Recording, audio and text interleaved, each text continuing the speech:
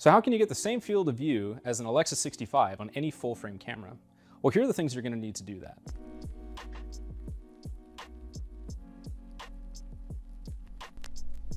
Now, just to preface this is not going to turn your full frame camera into a 65mm camera.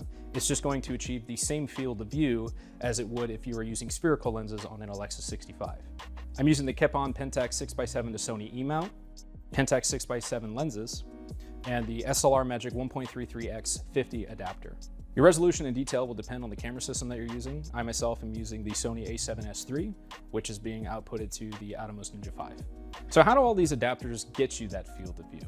For those of you who care about math, this is where all the geek shit's gonna start to happen. Well, the way it works is the focal reducer that we have attached to our full frame camera is going to increase our field of view by 0.7 times by using as much as the image circle from the medium format lens as possible. So we're using the Pentax 6x7 75mm lens right now. So we're gonna take that focal length and we're going to multiply it by 0.7x, which is going to come out to about 52mm. So our new field of view is 52mm with the characteristics of a 75mm lens. So remember that number. Now to get the additional stretch factor on either side of our frame, we're gonna attach our anamorphic adapter. So we're using the SLR Magic 1.3350, and we're gonna take that number, 1.33, and we're going to divide that by our new focal length, which is 52. And that comes out to around 39mm. If you wanna round up to 40, that's fine. So now our new field of view is around 40mm while maintaining the characteristics of a 75mm lens, which is pretty much equivalent to what a 75mm lens would be if you were shooting on IMAX or medium format. So how do you know that this entire setup actually gets you the same field of view as a 65mm camera? Well, a while back, I had some prismless ground glass created so I could make a medium format adapter.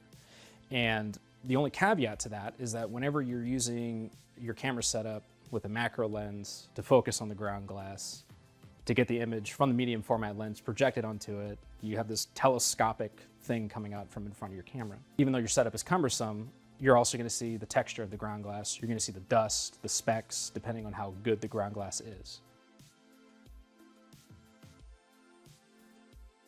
After I did some comparison and measuring with it, it comes out to the same field of view, but with a 240:1 crop, which is pretty standard today.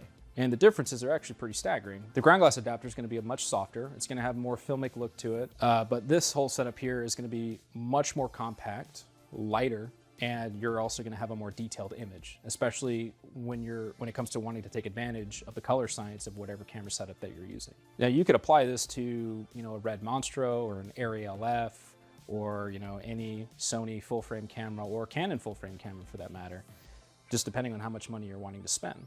So why would you want to do a setup like this? Well, large format basically compresses your background. And since you have a wider field of view with longer lenses, the image is going to feel larger.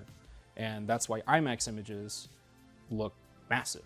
One of the most cited films when it comes to background compression is Stand By Me, which is the train bridge scene. The cinematographer used a 600mm lens on one end of the bridge where the boys were, and the train was on the opposite side of the bridge for safety. And since the lens was so long, focal length wise, it compressed the background to where it looked like it was right behind the kids on the bridge. So you can apply that method to this entire setup here, just on a much smaller scale. Longer focal lengths, like with telephoto lenses, are gonna give you a shallower depth of field, you're gonna have a larger field of view, and your background's gonna be compressed and your image is gonna feel much larger. Also, using medium format lenses, such as the either Pentax or Mamiya, they were all made in the late 70s and the 80s. So you're gonna be using vintage glass and you're gonna have a nice soft detailed image without having to worry about, which filter should I use? Should I use Polar Pros or Tiffins or the new Moment Cine Blooms? Definitely you can add that to it to, give your image a more unique look. But if you're looking for something that's kind of all in one, most of those lenses will already have those applications right there for you right out of the box. Now, your depth of field is definitely going to determine on the type of medium format lenses that you choose. Mamiya lenses are going to be a lot faster and they're going to give you a much shallower depth of field. The downside to it is the cost of the entire setup. The Kepon Speed Booster goes for about $700 and your medium format lenses are going to range from anywhere from $150 to $800 depending on their condition and what brand you decide to go with.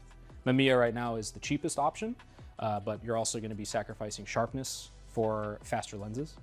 Hasselblad is one of the most popular ones that you can go with, but you're going to be paying a little bit more because of the name. And like I said, I chose Pentax. It's kind of, you know, a nice even middle ground area between those two.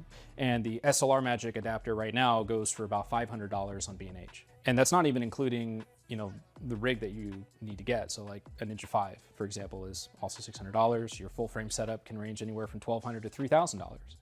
Now, if you already have a camera setup similar to this, I invested about $2,000 in this whole rig, including an array of other lenses as well.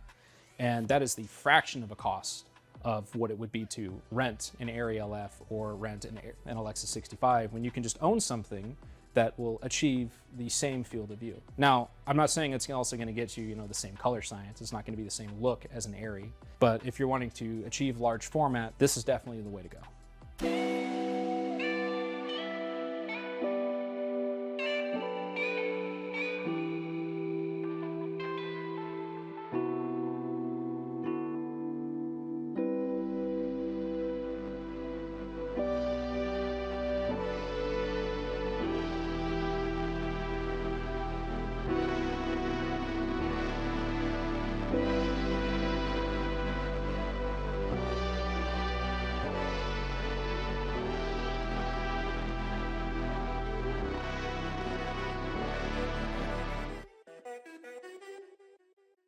If you found the information in this video helpful, consider subscribing, hit that notification bell, and we'll see you on the next one.